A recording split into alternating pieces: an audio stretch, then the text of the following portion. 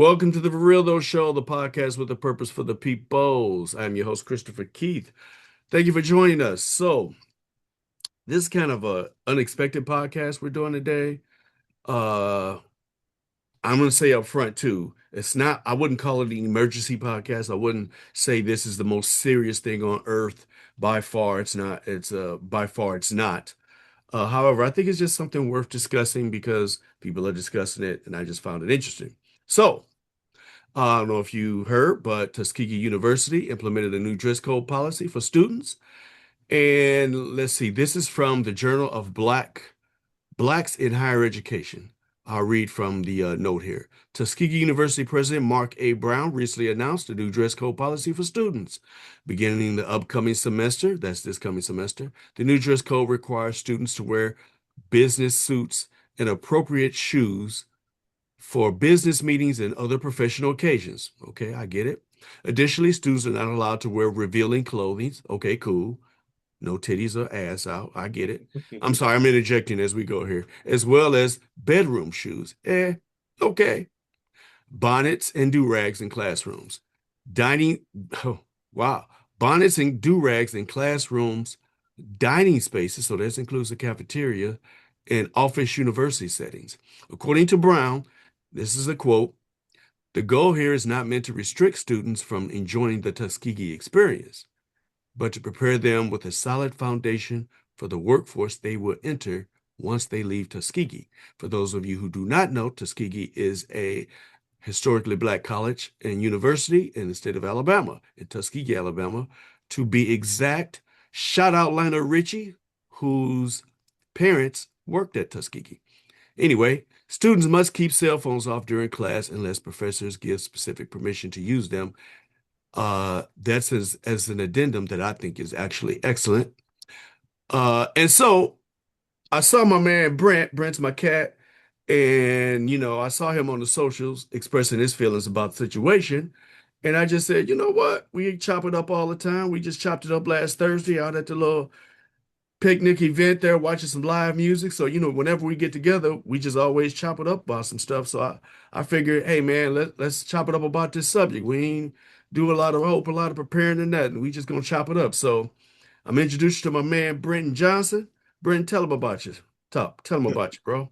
Okay, my name is Brenten Johnson, and I'm from Columbus, Ohio. I worked as a high school teacher, high school history teacher, special ed teacher for 25 years.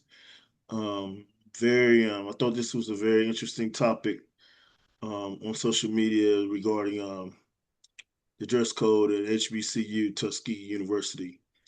I'm a person that's pay attention to what's going on in the news, what's going on in our culture and our black community. And so I thought this was something I started, talking about and started some dialogue on Facebook. All right. So tell us how what was your thoughts on this these new set of standards? So my thoughts on the new set of standards, I think the dress code, no bonnets, no do rags.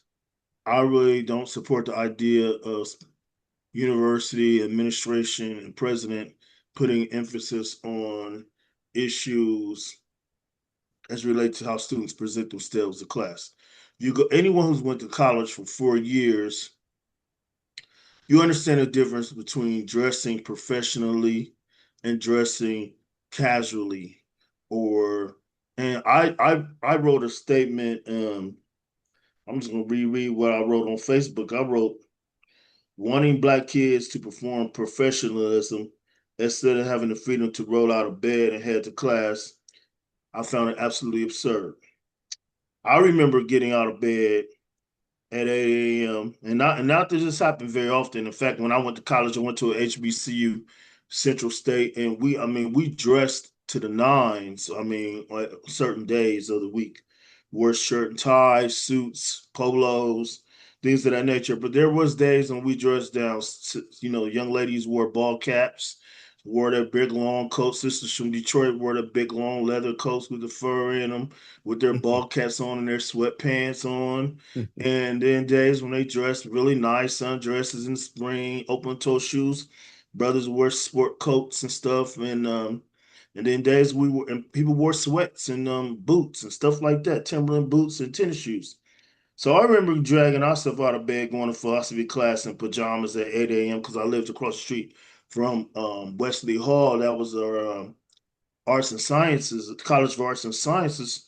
And I mean, 8 o'clock was early for a college freshman or sophomore or even a junior. So I wrote also, I can't move respectability politics. I think as Black people, we spend an inordinate amount of time trying to be respectable in the eyes of white folks. And I think we look at historically how people are dressed, how people are carrying themselves, when we didn't have much. It never really, I mean, it didn't resonate to, um, it didn't stop the oppression and it didn't stop the violence and the hate that that comes at us from white folks. Okay, so are you saying then that the dress code is for white folks, even though you're in a historically black college?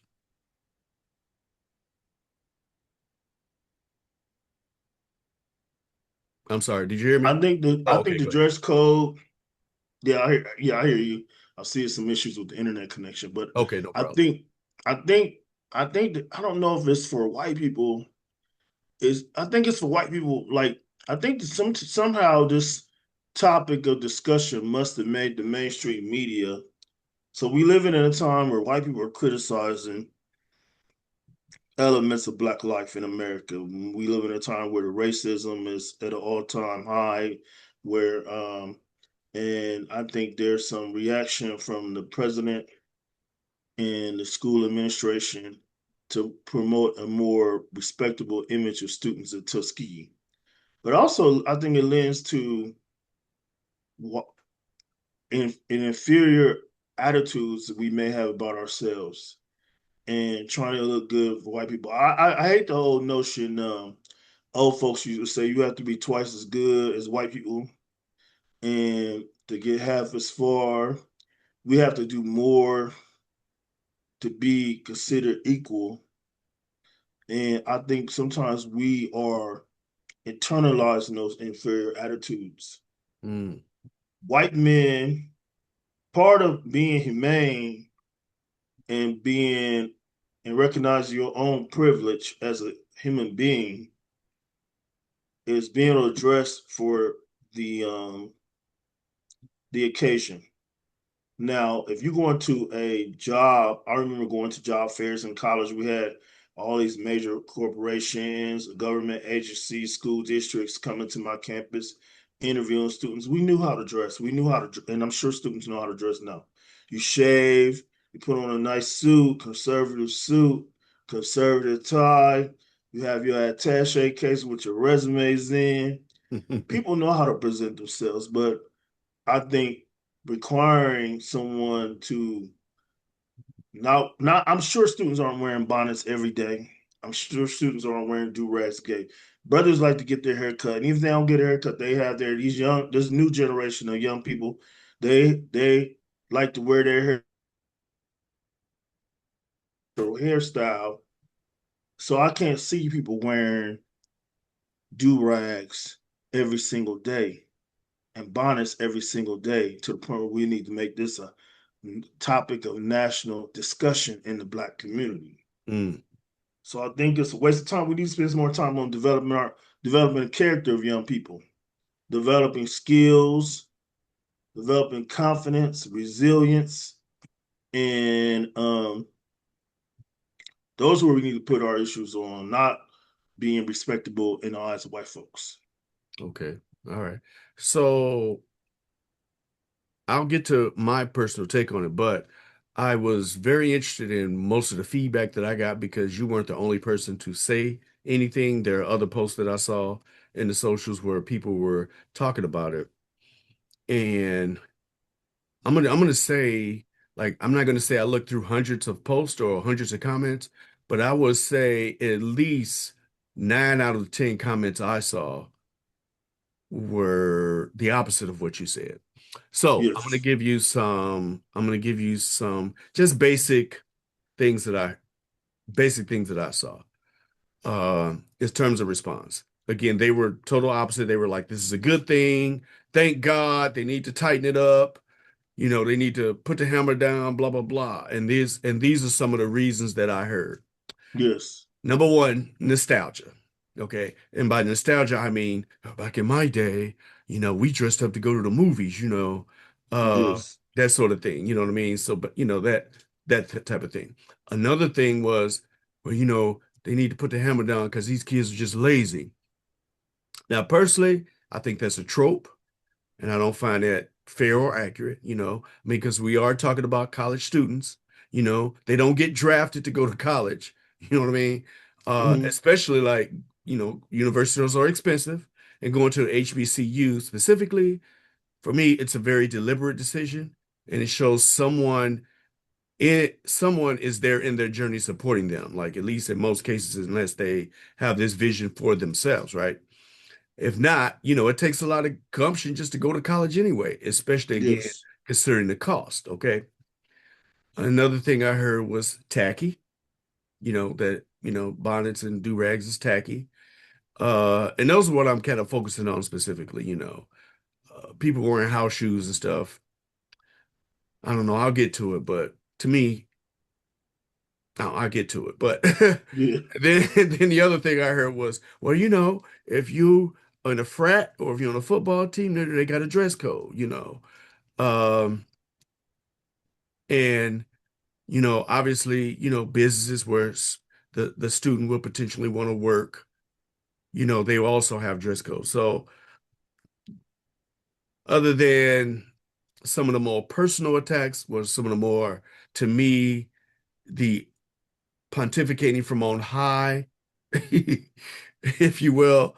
Beyond that, I sense a strong level of I guess a strong level of back in my day, and this is how we used to do it. So I think it's a generational thing in a lot of ways. And in terms of what they've expressed, right? I'm just using deductive reasoning, based on the words, that they say. So, how do you feel about those kind of responses? I mean, we all think about that when we see certain behaviors and attitudes when it comes to young people. But I mean, if we really examine, we really spent time thinking about how we were when we were young.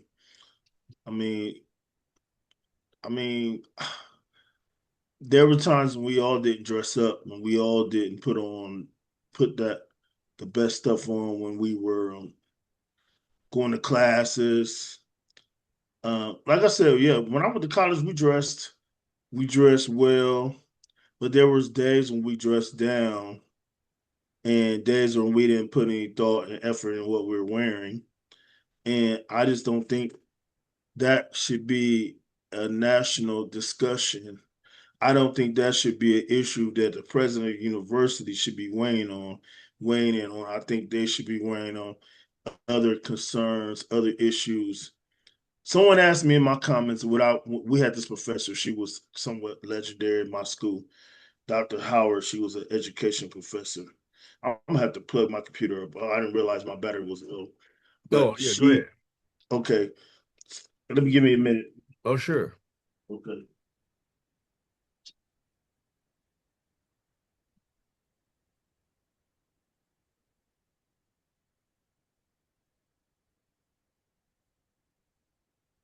All right, y'all. We appreciate you staying with us, all right?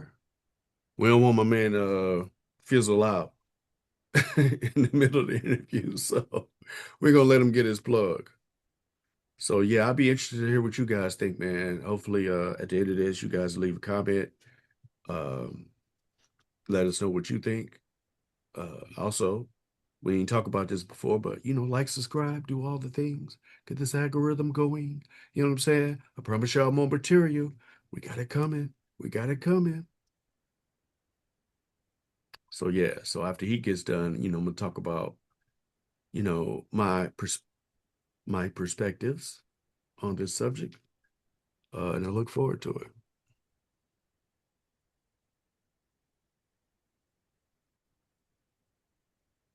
All right, so Brent's back with us, as you can see. So were there any other thoughts you wanted to finish on your last points before you had to go charge up? Uh, yeah, I can't see you. I'm trying to figure out what I've done here. Okay, I Uh, can see you now. okay, okay. Okay. Yes. No, I'm just I'm just saying that I agree with the points about nostalgia, the points about preparing young people for life outside of school, but I also think that white people, I mean people at Ohio State rather, or Michigan State or wherever, Harvard, they're not policing their students' clothing. Mm, They're building an institution to promote learning and research, academic excellence. We folk our black, to me, that's just that's just the way the black community is focused on show, mm, on presentation. Like I said, respectability politics. In our communities, man, we spend so much time on looking apart. I think we need to be more concerned about being apart. And I worked at a high school we spent so much time trying to discourage our students from wearing hoodies. I mean, we had a dress code. Kids had to wear polo, they had to wear pants.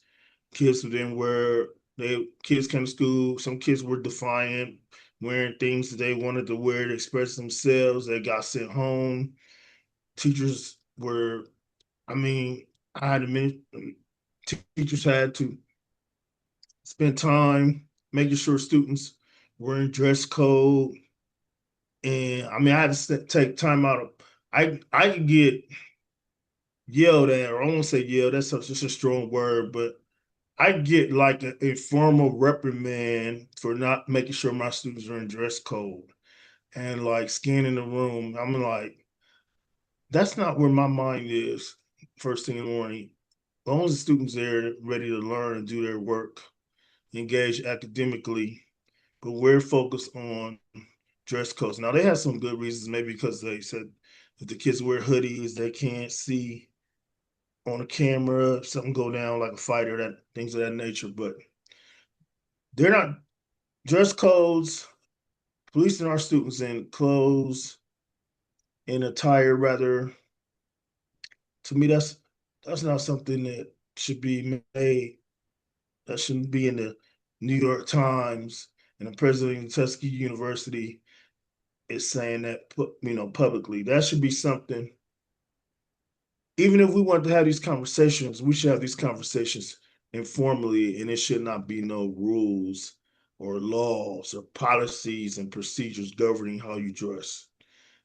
I think we should be focused on academic excellence, character development, building grit in our young people, those issues. Teaching our we talk these schools, they talk about the talented 10th, Du Bois is talented 10th, promoting young people that's going to go back in the community and change, to make changes in the community, promote change, be agents of change, not like whether or not you wear a do rag or a bonnet to class. right. Yes. I get you. So that's that's where I stand. I mean, yeah, I had some friends. I had this conversation.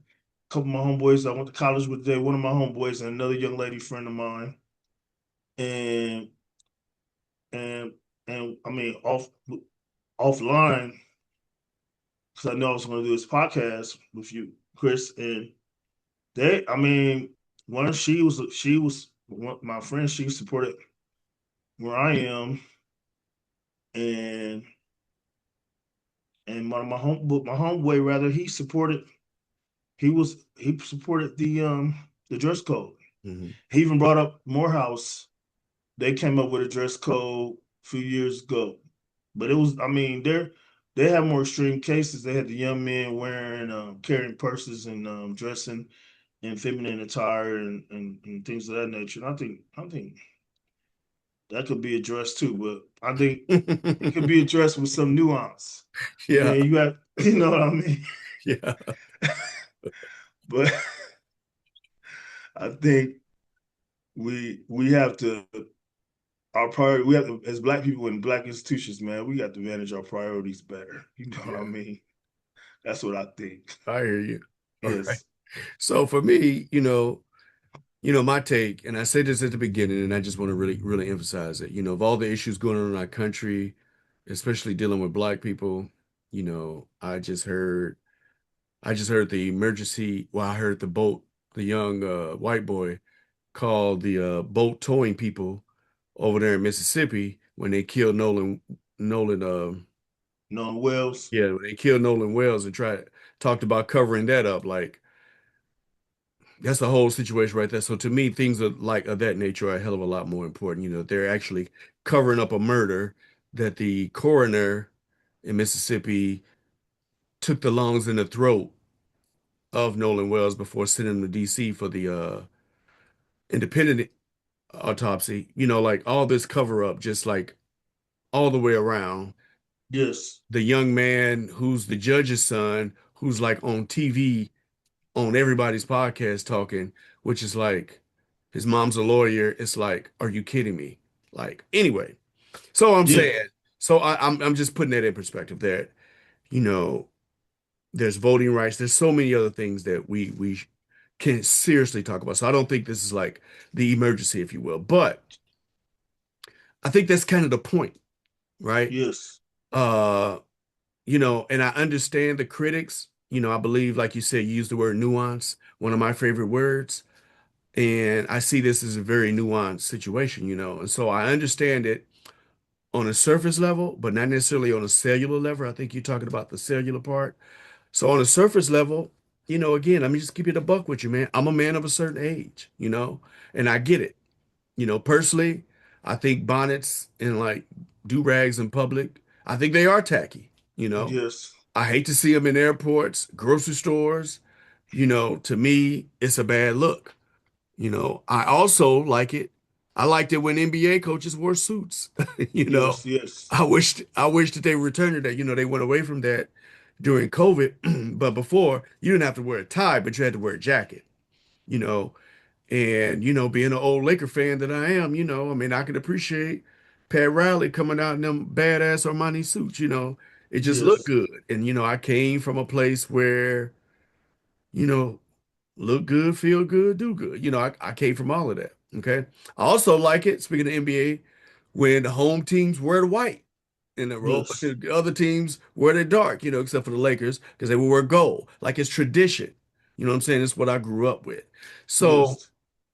and I also think there's a value in understanding time and place, when dressing for whatever occasion you happen to be in. So, like John Thompson, rest in peace, rest in power, Big John, former coach at Georgetown University, he used to have a coach. Yes. I mean, sorry, he used to have a practice every year where instead of running drills and shooting the balls, he gathered all his brothers, all his players together and was like, hey, man, how many of y'all know how to tie a tie?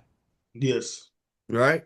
And then, he took the measurements on who all were there, who all knew what to do. If you didn't know how to tie a tie, guess what? In practice today, you're going to learn how to tie a tie.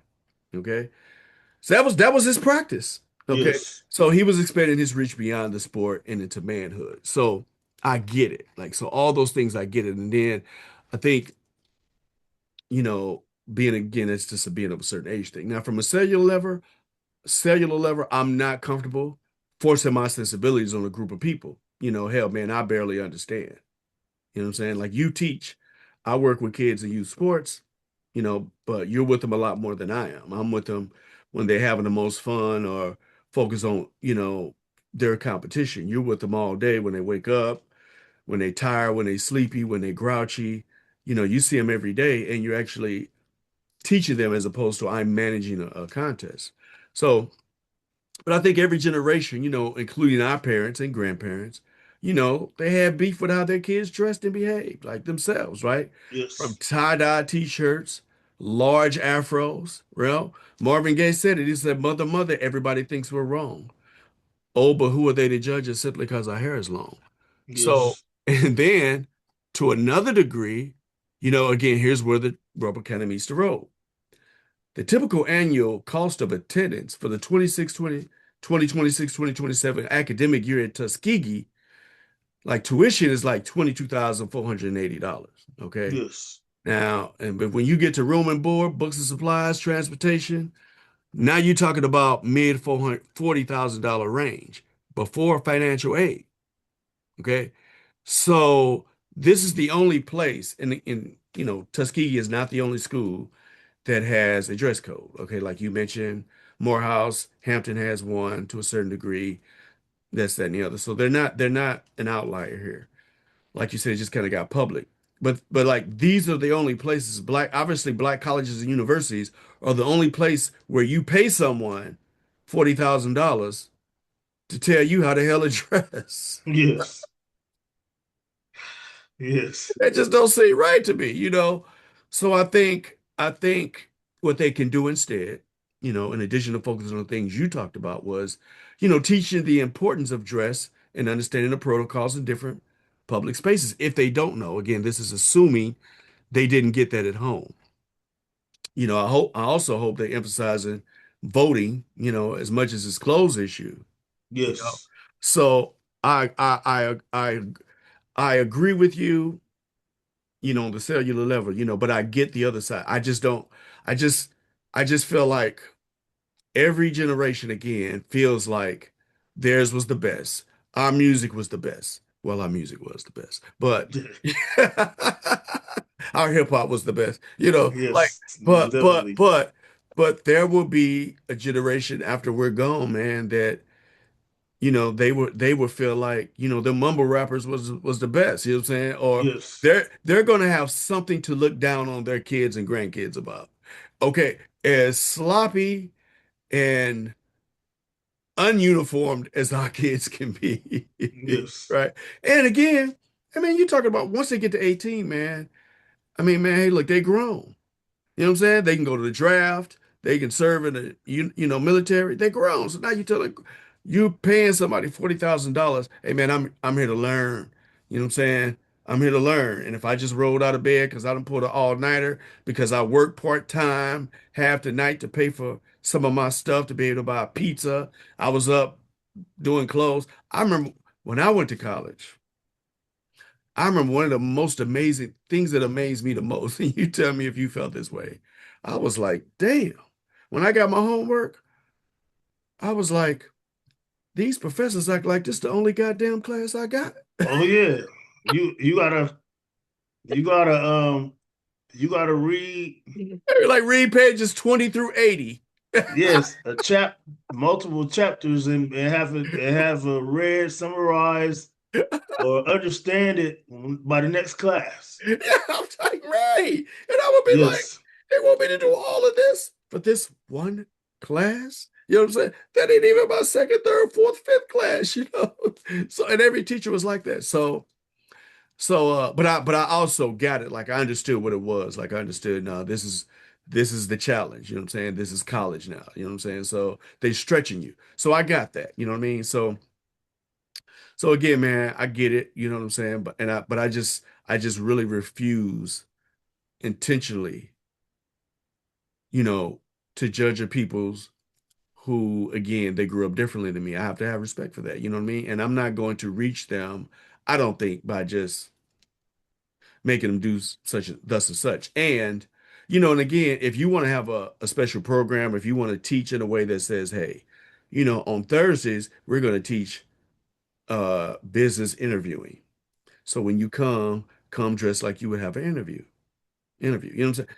So you preparing them ahead of time. This is what we doing. There's just a way to do it without mandating it, and then having penalties as a whole school, especially like now you're talking about the cafeteria. We ain't talking about class. You know what I'm saying? So, like, and if you start there, you could just like, there's a lot of different ways you can go. Okay, so again, talked about house shoes. Okay, what about Crocs and flip-flops? Yes. You know what I'm saying? So Um, then it just becomes an issue of, somebody selecting, you know, what is emphasized. And I think you have a point. I think you do have a point, whether they realize it or not, that it is a level of respectability politics. It is a level of trying to prove we're worth it, and I think even if we want our youngins, there's just a way again to teach it. And, I don't think what I found in talking to some young people outside of the sports arena, I found, man, I was talking to a young man not too long ago, a couple days ago, and we were discussing some stuff, and I was just amazed at how thoughtful and reflective this he's 19 years old now. This 19-year yes. old is. Like, I was just like, damn, you know what I'm saying? Like, and I told him that I was like, I mean, I couldn't even tell him as much as I wanted to tell him because I don't think he would understand. But I'm like, it ain't like I was short selling you. But I'm like, man, we were talking about like Jay-Z and the whole Target thing and stuff like that. And I mean, and he's a fan of Jay, but I mean, this dude was articulating and breaking down some stuff. And I was just like, damn, like, okay, now this cat, he works. He play video games all day. You know what I'm saying? He's a young Yes. man. He's a young man. He does young man things. He go hoop, work out, but very, very astute in thought. Yes. Yes. You know what I'm saying? So I'm like, Yes. there's hope for us yet. Oh yeah. Yes. Oh yeah. I agree. I mean, the young people. Sometimes I think we as older people, older, we've up in age. One of my good friends, we were talking about how I'm in my 50s now, late 50s, and how it came so fast. And I was telling someone about, yeah, this girl. I was describing a friend, a young lady friend. I said, yeah, she's an older lady.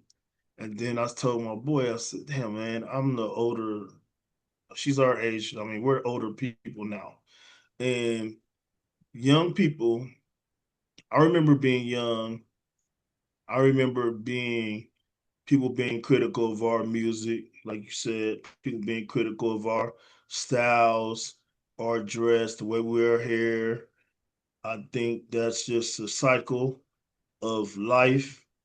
And yeah, I in the classroom when we had downtime, I used to play some hip hop music from our era. Students R&B is very popular from our era with the younger generation, but hip hop, the kids love their hip hop better.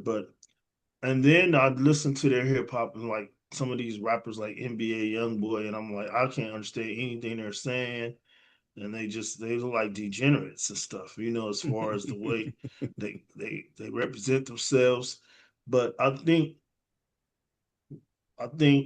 we so in my era, I remember girls wearing ball caps, like I said, when they didn't get their hair done, going to the cafeteria when I lived on campus. Oh, they still do.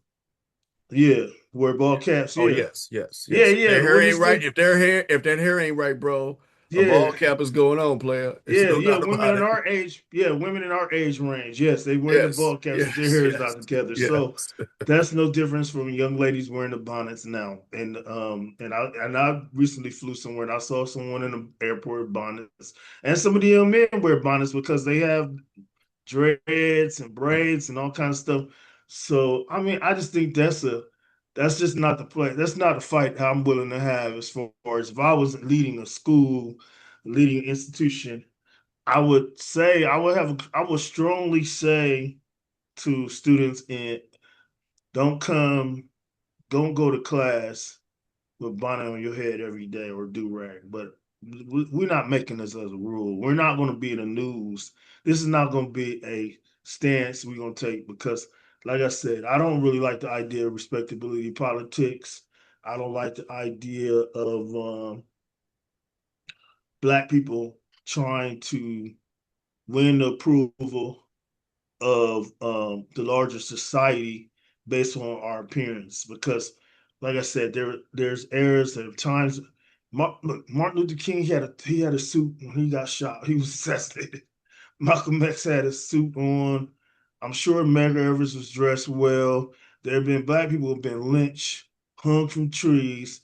I'm sure those black people in that church of South Carolina that got shot up in the church. I'm sure they were all dressed nicely and appropriately. I don't think that dressing well is a is going to get us anywhere with the larger society. Now, yeah, if you're applying for a job, you have a job interview. Yeah, of course you dress up for a job interview. If you have a dress code on your job where you're getting paid, you're a professional. Of course you go to work. They say business casual, you wear business casual. If you're an executive or something, you wear suits. But even in corporate positions now, people are wearing business casual, even in some high level positions. But I think and of course, you're not gonna wear a do rag to work. Nobody's gonna wear a do rag. I have yet to see anyone working, even at Kroger's cashiers or any people with just entry level jobs with do rags and bonnets. So people really they know what's important. So I think the university spending that time saying we want our students to come to class every single day of the week without a bonnet or do rag on, dressed. I think that's like I said, it's playing into, like I said, the respectability politics of the large society. And I mean, white people are not even at Tuskegee in large numbers of students. It's just or I just don't like the idea, but being I understand how people I understand the other side of the story as well. Yeah. So you said something about you mentioned this more than once, like the media part of it. So I think it seems like you're particularly perturbed about that it's a media story. Yeah, I think the media. I think first of all, I think the media. I don't know. Sometimes I hear stuff in the media. So much stuff comes at me in the media.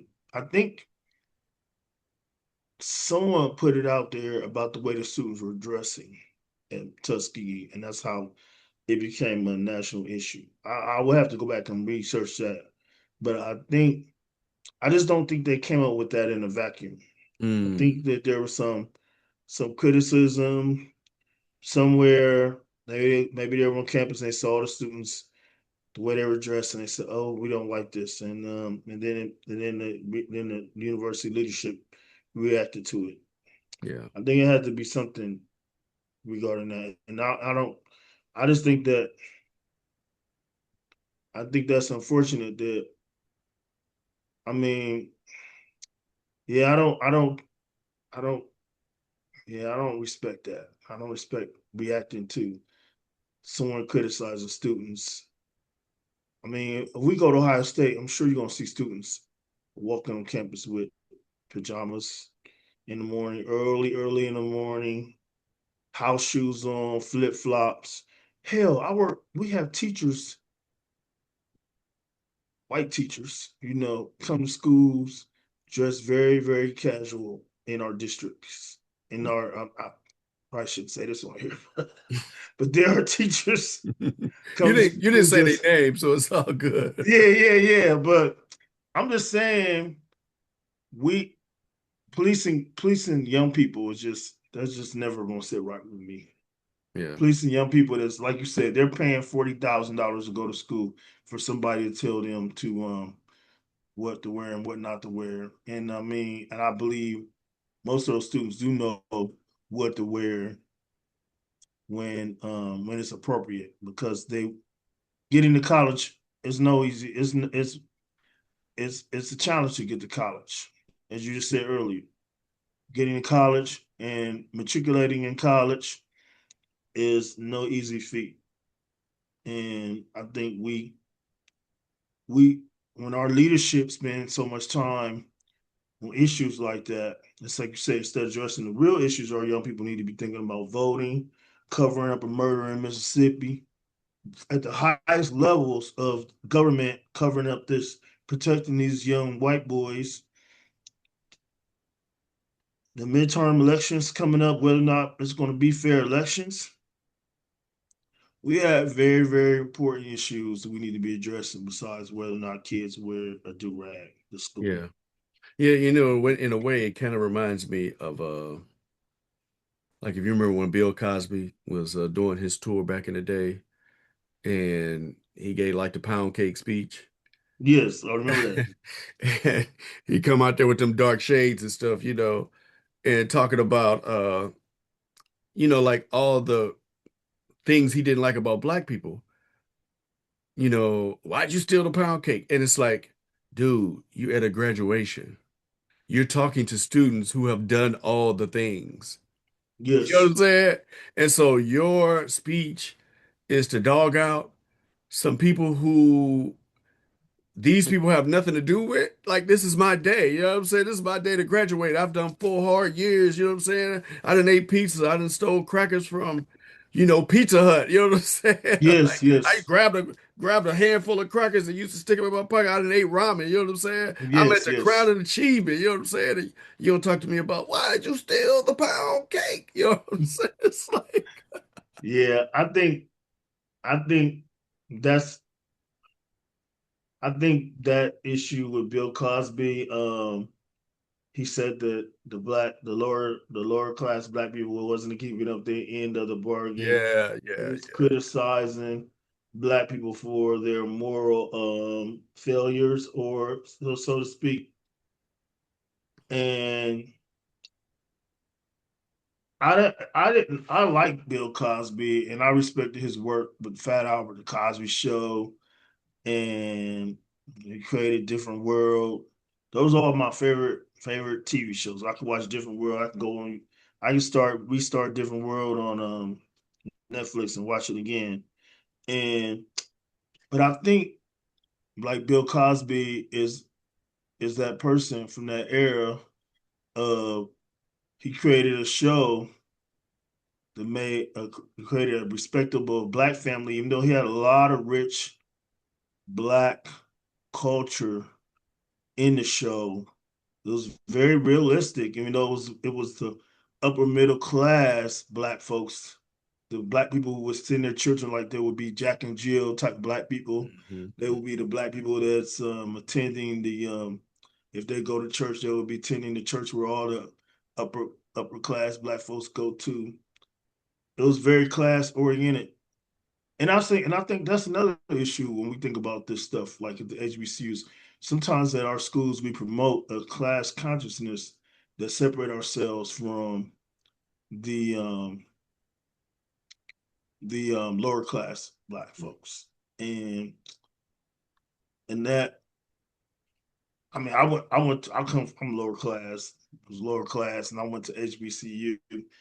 And there's a mindset that black people have that want to separate themselves from the other black people. I mean, in the city, I don't see it as much no more since I'm so much older. But when I was growing up, I felt Columbus to be a very neighborhood conscious city, and where you lived, people respected you more based on where you lived, what neighborhood you lived in, and I just don't I those kinds of attitudes, man, they don't work well for me, because and so I think the cultural bias of do rags, I would say that too.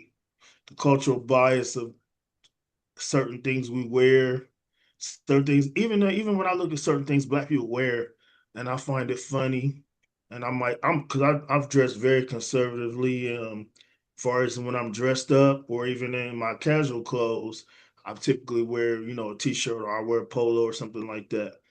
But some things I see brothers and sisters wearing, and I may laugh, but I still don't like ridicule or marginalize them on mindset, because I know that we also have an expression as black folks that's just unlike anybody else's expression in this country, as far as in how we dress, how we decorate our homes, how we represent ourselves, um, and it may be dip.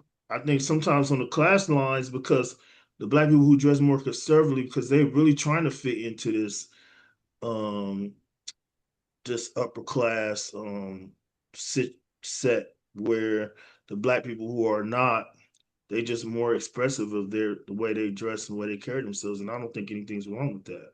You know, like Yeah, I think Ralph Lauren, yeah, yeah, no, I was Ralph just Lauren gonna did say, it. go ahead, finish your Oh, point. I was gonna say Ralph Lauren did a clothing line of polo, and they had all these students from Morehouse, I think Morehouse, maybe Howard and Spelman, and they had all these clothes, expensive clothes and everything. And I was just telling one of my friends, I said, man, they had some cold blooded pieces. I probably would have been trying to buy one of them pieces. And I was looked at the stuff, it was like $800 for a sweater. I was like, when I was young, I probably would have been wanting that. But I think because we want to fit into certain we want to in our mind because we still like where we are economically and based on location, but in our mind, we want to fit into certain places. And I think sometimes our leadership want to put this emphasis on us moving to certain places, and they say, "Oh, you need to act this way and dress this way." But we all know how to act and dress, and we in an appropriate place. But I think just making a big issue out of what you wearing the class on a Monday morning at 8 o'clock, man, that's just a waste of time. You know. Yeah, I think it kind of comes down to a matter of taste. Yes. Now, and when you say, we know how to dress appropriately, I think I'll push back on it just a little bit because I know hiring managers who've told me about some of the things they've seen in terms of some of our young men and women, and how they dress to the Yes. interview. You know what I'm saying? Yes. Legs all out, you know what I'm saying? Like they're at the club Yeah. and stuff like that. But again, though, I think those people aren't in college though. Yeah, You know what I'm yeah. saying? That's the Yes, thing, they aren't in yes. college. So it was somewhere in their upbringing that they didn't get that. It wasn't that they needed a college thing to say to to learn that. You know what I mean?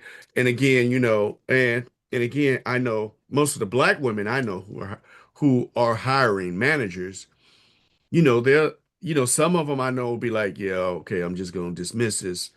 But a lot of them have told them, hey, sister, let me tell you what you need to do. You know what I'm saying? You need to, what you got on, what you doing. You know what I'm saying? Like to me, like those are all like, especially like if you didn't get that growing up, well, those are all like very proper things to do. That's something I would do. You know what I'm saying? That's something I would do. Like if I was a manager, I would say, Yes. I would encourage them and just tell them, hey, whether it's this job or another opportunity in the future, this is the lay of the land. This is how you do that. Now, when you get your own, you do what you want to do. You know what I'm saying? But if you're trying to come up, there are certain things that you have to do based on, that particular atmosphere. There Yeah. was a time when one friend of mine works in a bank, and I remember she's like a vice president, and I remember when her attitude was, as a black woman, you shouldn't even have braids. Yeah. Now, since she's modified that belief and even wears braids herself on occasion. Okay. All right. But I remember when for her, that was the corporate mindset. You know what I mean? Like, you can't be wearing braids, it's unprofessional. Yeah. Not understanding, no, man, thank God for the Crown Act. You know what I'm saying? That, Yes. man, hey, that's your hair. You don't have to perm your shit down, and be Barbie like for it to be considered professional. You know what I'm saying? So I think there's a point to that.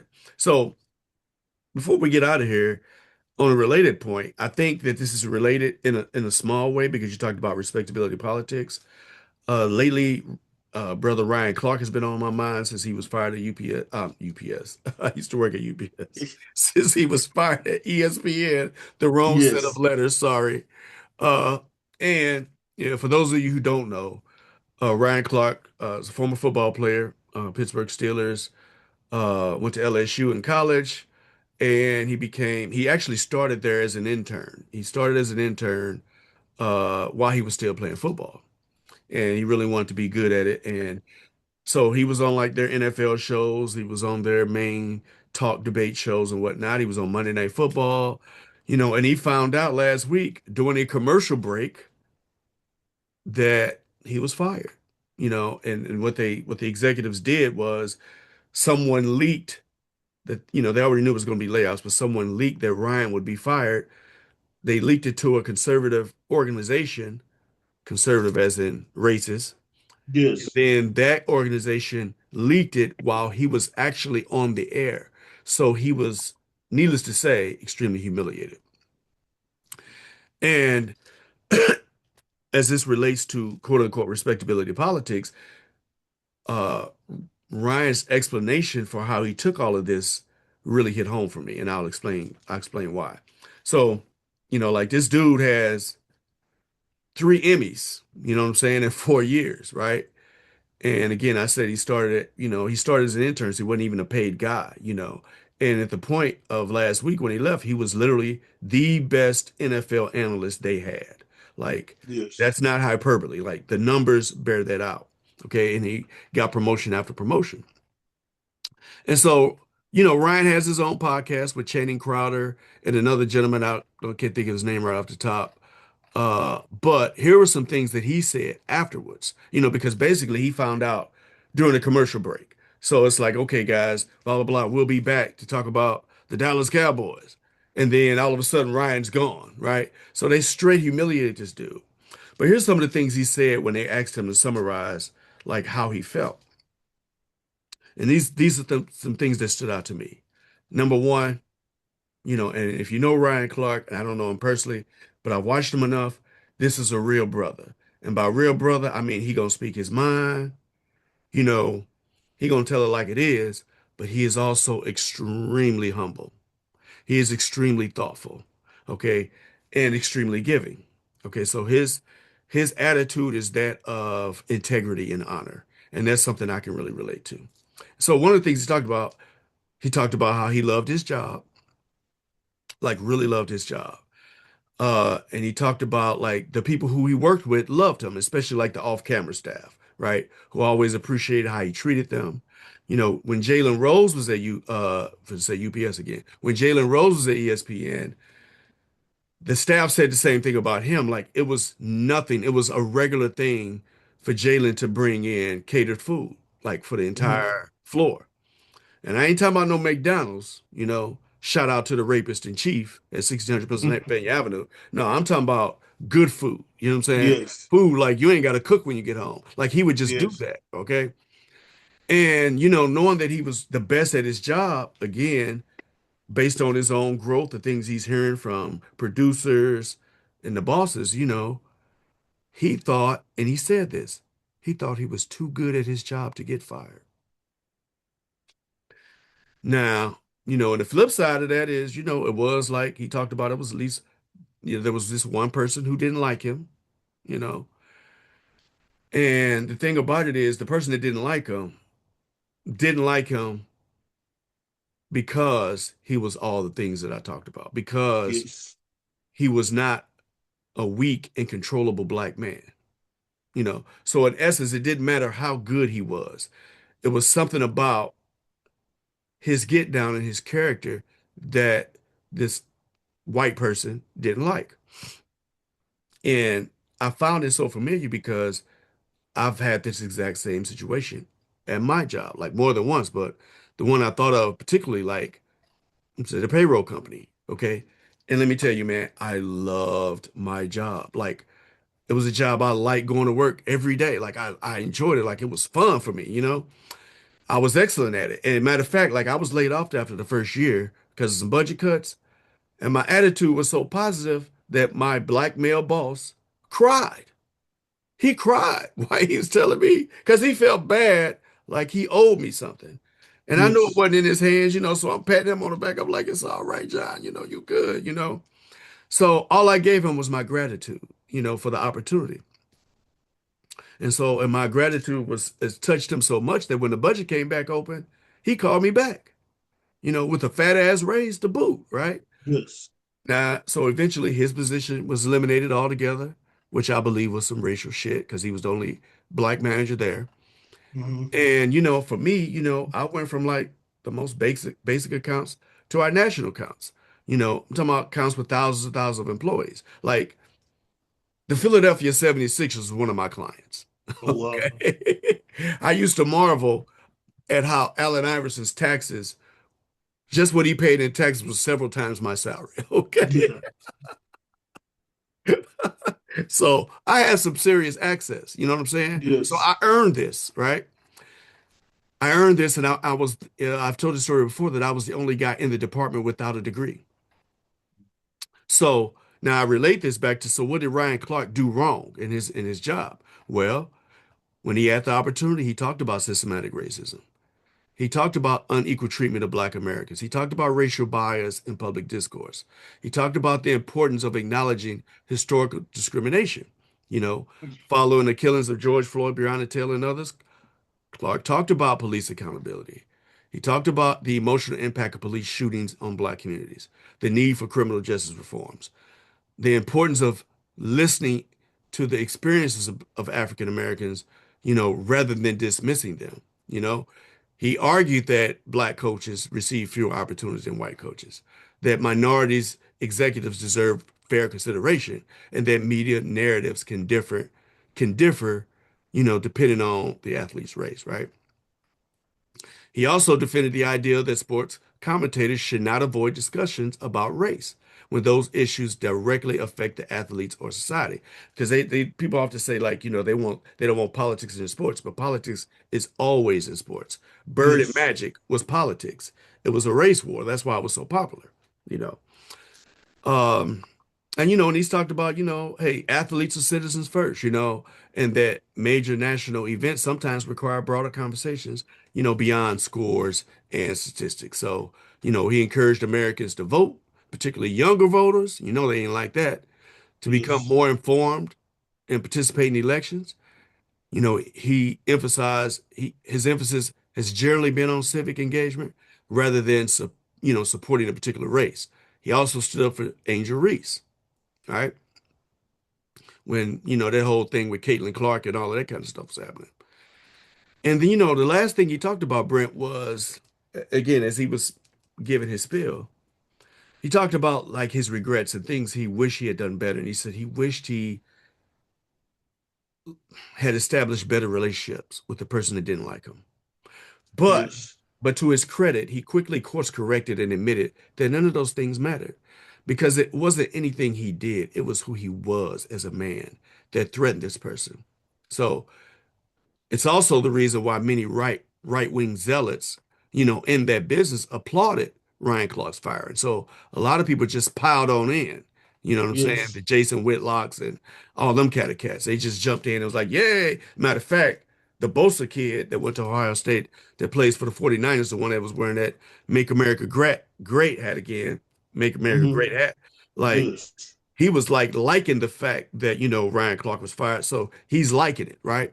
I still don't know how black dudes can play with him, but make him feel comfortable in the locker room. But that's just me. But anyway, but it was the exact same thing I dealt with because I dealt with a man who fired me. You know what I'm saying? And based on my record with the company, my position was supposed to be eliminated, right? And I was offered a job in another department. And the two people that worked in the department said, "Hey, Chris, our boss told us whoever we pick, that's who he gonna hire. We pick you." I was like, cool. So I submitted my stuff, had an interview with the brother. He wasn't a brother, but I had an interview with him. He was out of Chicago. He was on board. So as the final process, he wanted to check in with my immediate supervisor, but she was off. She was off at the time. So he was forwarded to this small-minded little dick white boy who Hmm. couldn't stand the lack of cowardice in me. So he and I had already been through our little clashes, but it was only because, again, he always wanted to yezza me. You know what I'm saying? He always wanted me to kowtow to him, and I just wouldn't do it. I was one who was going to be excellent in my work. I knew how to show deference in terms of the professionalism that was required per his position. You know what I'm saying? So I wasn't trying to buck up or be smarter than him or none of that. You know what I'm saying? But I did speak up for myself when needed, and I knew again Yes. that my situation I was excellent, right? So the record stood on its own based on the accounts I got. But because I wasn't willing to kiss no boots, right? And I'm not getting into the whole story. I actually told the story before on the show, but so without getting all the details, That's what it was. He didn't like. He knew that in me there was no Yazza. Yes. And that's the thing. White folks know that. So in this particular way, Ryan Clark, he kind of got his N-word wake-up call because Oh in yeah. football, it's meritocracy. I don't Yes. care whether you in Pee Wee, junior high, high school, college, pros, the film don't lie. So it's based on performance. He was the DB. So they're going to put you in based on your ability to read coverages and stop that receiver from catching the ball or getting in the end zone. He had like a 12-year career. So, Yes. you know what I'm saying? So everything he ever knew was meritocracy. That's why he dug in and did all the work, started as an intern. You don't have to pay me. Just let me just give me a taste and I'll prove it to myself for you. You know what I'm saying? He put in the work. Like that's what they talk about with athletes. A lot of times, like they're getting these jobs now because, they're cheap. A lot, unless you're Tony Romo or Tom Brady, like they're cheaper to pay, and then people want to see athletes. But, this is a guy who really, really, really dug in to do the work to be a very well-respected journalist. Okay. Um, But he found out that his performance didn't matter. His ability to articulate, because I don't like you defending Angel Reese. I don't like you talking about black men voting. See, you can get on there and be Boomer Esiason and talk about how he hope that James Dolan make the Knicks go see Trump. You know what I'm saying? Get them Negroes in line. That's fine. Yes. But you can't talk about that other stuff. And when they know that you're a man that stands on a black man that says on your character, it don't matter. Like, ain't no amount of exodus is gonna save you, right? Over racism. Ask Lloyd Austin. You know what I'm saying? Former general, Lloyd Austin, Yes. uh, Yes. you know, uh, chairman of the chief of staffs, all those 300,000 black women who lost their jobs from Doge. So it didn't matter how he dressed, how he talked, all those respectability things. It wasn't a meritocracy anymore. So again, just related. I think it's just kind of related in a small way, but I think it all ties together. Like we live in the most like racist country ever, especially historically. Yes. While Argentina's knocking on the door, it's like, no, come Yeah. on, give Yes. me some of that. Argentina. Argentina's like, give me some of that, please, please, please. Yes. Where are my Yes. racists? Where are my racists?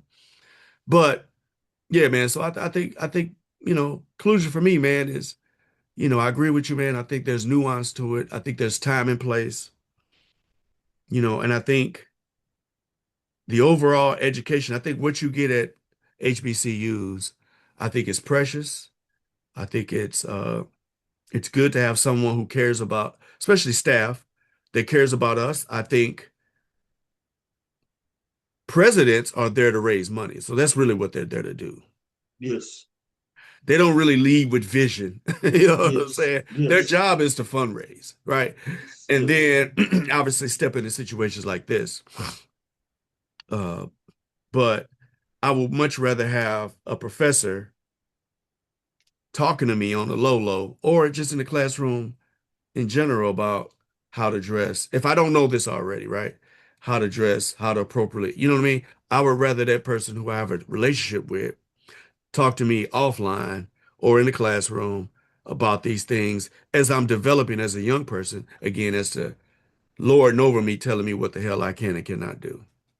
Yeah. I mean, think about this.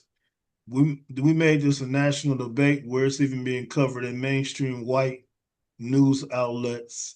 That's where our school, Tuskegee, that's what's being talked about, do rags and bonnets, because someone made it a huge deal when we should be talking about some of the what is great about Tuskegee and what is great about the students. Like because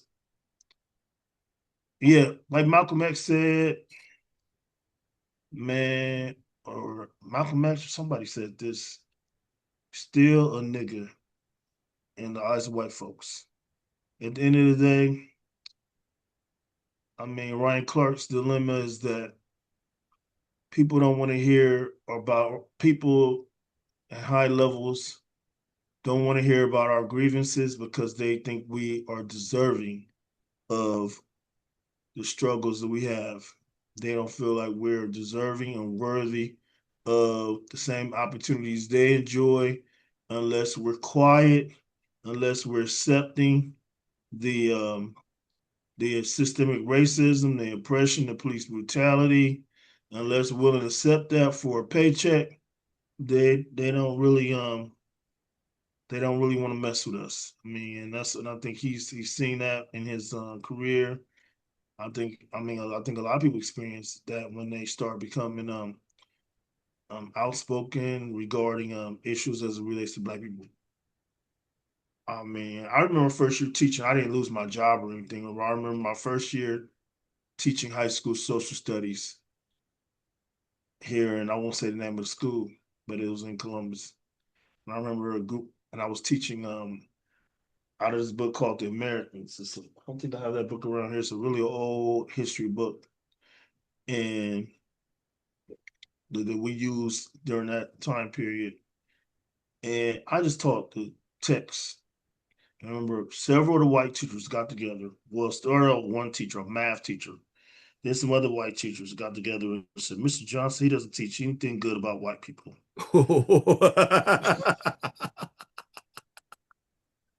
You know, You didn't tell him George Washington was a genius, even though he enslaved black people like Barack Obama. man, I taught I taught 1877 to the present day. I talked about the Japanese. I mean, I talked about American history, Jim Crow era, You told the truth. Japanese. Yeah, I told the truth, but it was in the textbook. How dare you? It was also part of the curriculum. I taught about the internment of Japanese Americans and in the and I mean I'm just saying I went through the curriculum and I taught it the way I was supposed to teach it. No real spin on it. Of course, I guess coming from a black man, that adds um extra little sauce to it. And yeah, the teachers they had issue with that. I think anytime we and I mean as I progressed in this life, man, and worked in education and had some experiences working in the corporate world, I commend brothers and sisters who stayed, were able to work and have long-term careers because it is a lot of opposition out there facing us. And that goes back to, man, we talk about, like you said, it's tied into the whole debate about the do-rags and the bonnets. We have so much opposition. These are not the things that we should be focused on. We should be focused on teaching our kids, our young people, when they go to college, how they're going to be successful and how they're going to, many times they're going to go out here and they're going to work several jobs. They're going to experience racism. They're going to experience opportunity. They're going to experience working under their potential. Some of those kids are going to be have prepared themselves, got good GPAs, go to graduate school, and they're still going to have challenges getting where they want to be in life. And it's not because they wore a do-rag or a bonnet to class. It's just going to be, they're going to have to be resilient to overcome this racism, this this mindset that the larger majority of the white society have, that they are better and they are better and they're more deserving and of their privileges. And that's those are that's the stuff we need to be focused on, you know, in our lives and teaching our young people. We don't need to be focused on what our kids are wearing, like at the at the at the at this level where they are now. Of course, we want to say, hey, because everybody I know, like I went to college and I knew how to dress. Even in high school, when I got my first job in high school, working washing dishes, I wore a shirt and tie because my parents were like, "Oh yeah, you got to go to that job interview." I remember working in the corporate world and quit corporate and got my ears pierced and started wearing earrings. And my stepdad was like, when I started teaching, he was like, "Are you gonna wear your earrings?" And I stopped wearing my earring And I stopped wearing my earrings. And then, like, I guess I don't know about, I don't know about last 7, 8 years, I started back wearing the earrings both ears while you were 10 years. 'Cause I started seeing brothers, principals, other teachers wearing their earrings. So I think maybe about 15 years in the game, I said, I'm gonna start back wearing my earrings, and no one's ever said anything to me about, oh, Miss Johnson, you have earrings in your ear. So That's the thing about fashion, bro. It's inappropriate until it's not. yes, yes, And by the way, like you guys can YouTube or YouTube Google Ryan Clark. Because speaking of dress, this brother impeccably dressed. Matter of fact, he was wearing custom made suits of his own making. And he had yes. like the little RC thing that he had, like the RC pen. So like he Hmm. did all the things right. And let me just say this last thing about Ryan, like as far as I go as a black male, you know, the validation of the way they did him at ESPN, again, he was the only one that was truly embarrassed that way. There's a whole lot of people, like even behind the cameras and staff that lost their jobs too. So, and he really emphasized that. But as a black man, I'm proud of him just for the level of excellence that he showed into pivoting, no pun intended, to his podcast called The Pivot, Yes, but pivoting to a new career altogether and then being just as successful as that. I mean, winning the Emmy, if it ain't like winning the Super Bowl, then it's like winning a playoff game at the very least, because you know what I'm saying? Like everybody don't get one. For each yes, category, there's one. And for him to have multiples for these consecutive years, then for me the excellence itself is the testimony. It doesn't yes, matter who approves it or who didn't approve it or whether they like you or don't like you. You, Ryan, is a great example of black male excellence, in a career, you know, that was not easy for him to get into, that he had to start from level zero. So that's a grown ass man. You know how many people don't know what the hell to do after a football career when they've been doing it all their lives? You know what I'm yes, saying? So to me, he is a resounding success. He's gonna be all right. They fired him, but he's gonna get his money. You know what I'm saying? And oh he yeah, still got his other stuff going, you know what I mean? So it's not a don't cry. It's not, but from humanity perspective, the way they played him, and again, he did all the respectability things right. He just was unbossed and unbought. You know. yes. So I mean, and, And and, and again, even at a HBCU, this is something that could easily be a subject matter. That hey guys, you have to decide when you're in these positions how much you want to say and how much you don't want to say, because you're not required to say the things that Ryan said. yes, You know what I'm saying?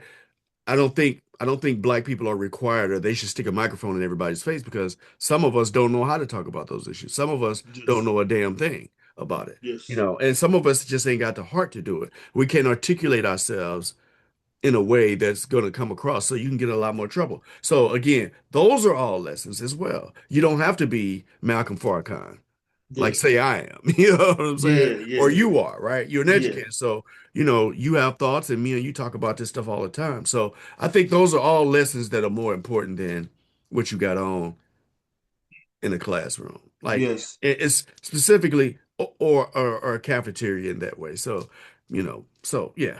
I feel you, man. But No, I appreciate you having a conversation, man. Anything yes, else man. you want to say about this No, subject? no, I appreciate you for having me on, man. This is great. This is a great experience. I'm curious to get a chance to watch it. All And right. and but yeah, this is a great experience. I think it gave me an opportunity to really even think about my ideas on this matter, to really um, further my um, further my thoughts and my beliefs and convictions regarding the dress code situation at the HBCU at Tuskegee, and also think about last year at school where I taught K through 12 school, we had a dress code and we spent a lot of time on our dress code. Sometimes more time. I felt like we should have been focused on other issues, but it's a yeah, I agree everything what you said about students need to learn how to be able to address issues in the corporate world, in the real world when they move beyond college and start taking on roles of leadership in society, as Ryan Clark did, and know how to communicate their beliefs, their values, their convictions, or know when to be quiet and just go along with whatever the task is they're working on their task. I think though there's so many, there's like you said, there's nuance to this issues, and we need to prepare young people for the the the the ups and downs, the the opportunities and the opposition that they're going to face in the real world. And I think that's more important than dress code. Yeah, and I think kind of to close it out, and I think the nuance in this for me is because I saw other comments too, right? And the comments that I understood and resonated with more were individuals who said, "Hey, I went to my class at such and such a time. It was 8 o'clock in the morning, and I walked in there, and my professor was like, not today," and sent them back to the dorm, right? So Yes, to me, now that's again, that's a different situation because yes, you have a relationship with this person. So like to me, that's like that's college right there. Like that is yes, college. That is the college experience, right? This is acceptable, this is not acceptable. But the messaging and who it's coming from is totally different. So I think again, nuance is always the key thing. I think if as Black people we analyze a thing and critique a thing before we make a decision, we'd just be better off. We're probably going to make better decisions. yes, You know what I'm saying? If we add analysis to it. And again, that's again part of the education experience. You want people not just to have book knowledge and memorization, you want them to be able to think and analyze, you know. that's right. And so, and again, so that relationship is totally different. Your professor tell you this, hey, I told my kids in high school, hey, by the first week, end of the week, into that first week, you should know what it takes to get an A in that class. Yes, You should already know whether you get one or not. You should know what that teacher expects. I had teachers, some of them, it's about your workbook. Some of them was about your homework. You know what I'm saying? yes. I had one teacher, shout out Catfish Adams, who I don't care what you did in this class. You needed a paper mache map at the end of the school year. And if you didn't do that map, I don't care what you did the whole rest of the year, your ass was getting an F. And that's real. Wow. You can have the ugliest map in the world, but you better have Yeah, your paper mache map, or you was getting yeah, an F. Period. yes, You was not passing that class. yeah, Period. So, like so that again, that relationship is different. So anyway, we probably repeating ourselves by now. This is yeah, my yeah. man, Brenten Johnson. I appreciate you, man, for joining us. Stay safe, my man. All right, brother. Peace. All right.